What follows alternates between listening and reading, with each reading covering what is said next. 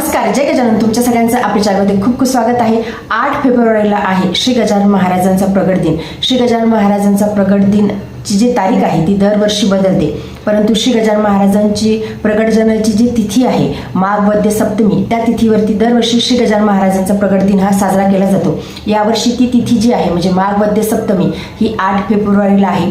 त्यामुळे यावर्षी आपण श्री गजानन महाराजांचा प्रगट दिन हा 8 फेब्रुवारीला साजरा करणार आहोत. तर मागचा व्हिडिओ मी तुमच्यासोबत शेअर केला होता, त्यामध्ये मी सांगितलं होतं की श्री गजानन महाराजांच्या प्रगट दिनानिमित्त 21 दिवसाचं, 7 दिवसाचं, 3 दिवसाचं आणि 1 दिवसीय पारायण कसं करावं. या व्हिडिओमध्ये याबद्दलची माहिती असणार आहे की जे श्री गजानन महाराजांच्या प्रगट दिनानिमित्त श्री गजानन विजय ग्रंथ आता खूप जणांना यामध्ये देखील कन्फ्युजन आहे की श्री गजानन विजय ग्रंथ आणि श्री गजानन महात्म्य हे दोन वेगवेगळे ग्रंथ आहेत का.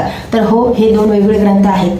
हा आहे श्री गजानन विजय ग्रंथ, यामध्ये 21 अध्याय आहेत आणि हा जो ग्रंथ आहे हा श्री दासगुरु महाराजांनी लिहिलेला आहे. आणि हा जो ग्रंथ आहे हा आहे श्री गजानन महात्म्य. आणि हा जो ग्रंथ ज्यांनी लिहिलेला आहे त्यांचं नाव मी तुम्हाला सांगते. श्री समा मुराद यांनी हा ग्रंथ लिहिलेला आहे, या ग्रंथाचं लेखन केलेलं आहे. आणि जो मोठा जो ग्रंथ आहे हा जो श्री गजानन विजय ग्रंथ आहे, तो ग्रंथ आहे हा मूळ ग्रंथ आहे. आणि शेगाव संस्थानामधून जर का आपण ग्रंथ घेतला तर आपल्याला हाच ग्रंथ मिळतो. आणि हा जो ग्रंथ आहे हा मूळ ग्रंथ आहे. तर या दोघांमध्ये डिफरन्स काय आहे. या ग्रंथामध्ये देखील 21 अध्याय आहेत, परंतु हा जो ग्रंथ आहे श्री गजानन विजय ग्रंथ, या ग्रंथामध्ये अतिशय डीपली माहिती दिलेली आहे. म्हणजे पूर्ण श्री गजानन महाराजांच्या ज्या लीला आहेत त्या दिलेल्या आहेत. आणि हा जो ग्रंथ आहे श्री गजानन महात्म्य, यामध्ये या ग्रंथाचं सार दिलेलं आहे. श्री गजानन विजय ग्रंथाचा जो ग्रंथ दासगुरु महाराजांनी लिहिलेला आहे त्या ग्रंथाचं सार यामध्ये दिलेलं आहे. यामध्ये देखील 21 अध्याय आहेत. आणि तुम्हाला जर का वेळ नसेल तर तुम्ही या ग्रंथाचं देखील पारायण करू शकता. हा ग्रंथ वाचण्यासाठी अगदी सव्वा ते दीड तासामध्ये हार्डली हा ग्रंथ वाचन होतो. तर तुम्हाला जर वेळ नसेल तर तुम्ही प्रगट दिनाच्या दिवशी या ग्रंथाचं देखील तुम्ही वाचन करू शकता. अनेक मला अशा कमेंट आल्या की या ग्रंथाचं वाचन केलं तर चालेल का, किंवा या ग्रंथामध्ये आणि श्री गजानन विजय ग्रंथामध्ये काय फरक आहे. त्यानिमित्ताने मी हा व्हिडिओ बनवत आहे. ग्रंथाचा सार यामध्ये दिलेला आहे श्री गजानन विजय ग्रंथाचा, परंतु हा जो ग्रंथ आहे जो मूळ ग्रंथ आहे यामध्ये महाराजांच्या लीला अतिशय डीपली दिलेल्या आहेत. आणि श्री दासगुरु महाराजांनी अतिशय सुंदर आणि रसाळ चरित्र श्री गजानन महाराजांचं दिलेलं आहे. त्यामुळे आपण जेव्हाही पारायण करतो तेव्हा जो मूळ ग्रंथ आहे दासगुरु महाराज लिखित त्या ग्रंथाचंच आपण पारायण करतो. आणि जेव्हाही दशमी, एकादशी, द्वादशीला पारायण करतो त्याच ग्रंथाचं करतो. म्हणजे तो ग्रंथ वाचण्यालाच महत्व आहे. गुरुपुष्ट अमृत योगावरती किंवा 1 दिवसीय जरी पारायण करायचं असेल तरी सुद्धा आपण मूळ ग्रंथाचंच पारायण करतो, श्री गजानन विजय ग्रंथाचं.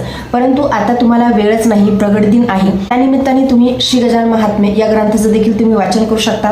हा ग्रंथ देखील तुम्ही वाचू शकता.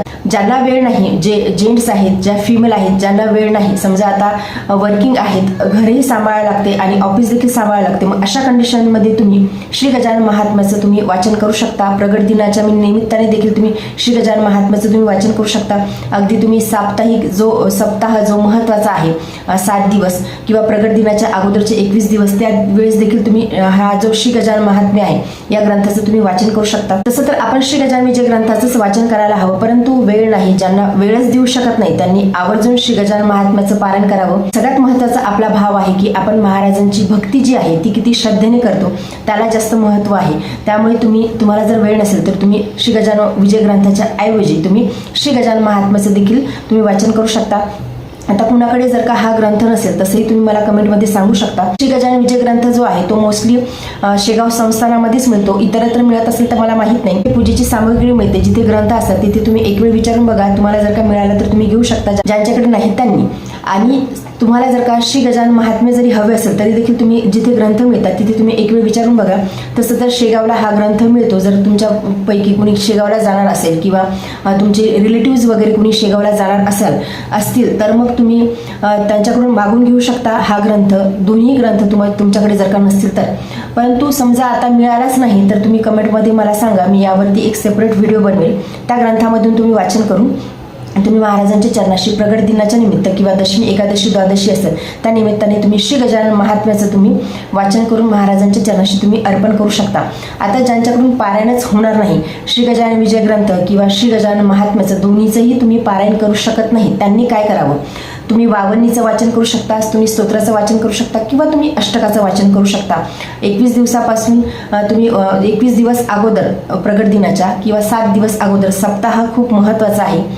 3 दिवस किंवा 1 दिवस प्रगट दिनाच्या दिवशी तुम्ही वावन्नीचं, स्तोत्राचं, अष्टकाचं वाचन करू शकता. किंवा तुम्ही महाराजांच्या चरणी, सर्वात सोपी मी तुम्हाला एक सेवा सांगत आहे, तुम्ही महाराजांच्या चरणी तुम्ही नामजप अर्पण करू शकता.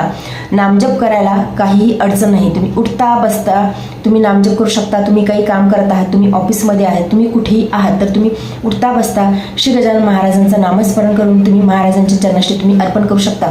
संकल्पयुक्त देखील तुम्ही सेवा करू शकता. तुमच्या कुठल्या तरी इच्छापूर्तीसाठी तुम्ही, या सगळ्या ज्या सेवा मी तुम्हाला सांगत आहे हे तुम्ही संकल्पयुक्त तरी करू शकता. महाराजांना सगळं काही दिसते तरी सुद्धा अनेकांचं अशी इच्छा असते की आपण संकल्पयुक्त सेवा करावी. संकल्प करण्याला, नवस करण्याला देखील खूप महत्त्व आहे. तुम्हाला जर का तसं करायचं असेल तुम्ही तसंही करू शकता.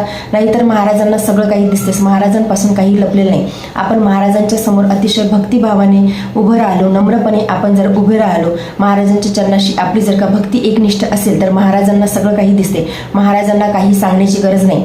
तुम्ही त्या पद्धतीने देखील तुम्ही तुमची सेवा अर्पण करू शकता. संकल्पयुक्त किंवा संकल्प न घेता महाराजांच्या चरणाशी तुम्हाला सेवा अर्पण करायची आहे, त्या पद्धतीने देखील तुम्ही तुमची सेवा जी आहे ती अर्पण करू शकता. मला अशा कमेंट आल्या होत्या की दोन ग्रंथ हे वेगवेगळे आहेत का, त्या 2 ग्रंथामध्ये काय डिफरन्स आहे. तर जो श्री गजानन जे ग्रंथ आहे तो मूळ जो ग्रंथ आहे तो श्री दासगुरु महाराजांनी लिहिलेला आहे आणि हा जो ग्रंथ आहे, तसे तर अनेक ग्रंथ मग श्री गजानन महाराजांवरती वेगवेगळ्या लेखकांनी लिहिलेले आहेत, परंतु हा जो ग्रंथ आहे हा श्री मृहार यांनी लिहिलेला आहे. श्री गजानन महात्म्य, तुम्ही या ग्रंथाचं देखील तुम्ही वाचन करू शकता. आता खूप एजड आहेत ज्यांना बसता येत नाही, ते वृद्ध आहेत त्यांना बसता येत नाही, परंतु श्री गजानन महाराजांची सेवा करण्याची इच्छा आहे, तुम्ही चेअरवरती बसून देखील तुम्ही पारायण करू शकता. तर मी मागच्या व्हिडिओमध्ये तुमच्यासोबत एक गोष्ट सांगायची विसरले की ज्यांना श्री गजानन विजय ग्रंथाचं पारायण चालू असताना 21 दिवसाचं करा, 7 दिवसाचं करा, 3 दिवसाचं करा. ज्यांना ट्रॅव्हलिंग करायचं आहे किंवा आता स्त्री आहेत त्यांना पिरियड आला आहे, मग अशा कंडिशनमध्ये आपण कसं करावं. ट्रॅव्हल करायचं आहे त्यांनी ट्रॅव्हलिंगच्या अगोदर किंवा ट्रॅव्हलिंग झाल्याच्या नंतर तुम्ही 21 दिवसात जर का पारायण करत असाल तर तुम्ही 2-2 अध्याय, तुमचं 2 दिवसाचं ट्रॅव्हलिंग आहे, 3 दिवसाचं ट्रॅव्हलिंग आहे, त्या पद्धतीने तुम्ही 2-2 अध्याय घेऊन तुम्ही तुमचं पारायण हे प्रगट दिनापर्यंत पूर्ण करू शकता. आता ज्या स्त्रिया आहेत ज्यांना पिरियड आहे, त्यांचं डेट आहे, मग त्या कंडिशनमध्ये तुम्ही एकतर तुमच्या पिरियडची डेट बघून तुम्ही अगोदर पारायणाची सुरुवात करा किंवा आता प्रगट दिनानिमित्त पारायण जमलंच नाही तर मग तुम्ही प्रगट दिन झाल्याच्या नंतर देखील महाराजांच्या चरणाशी तुम्ही पारायण अर्पण करू शकता.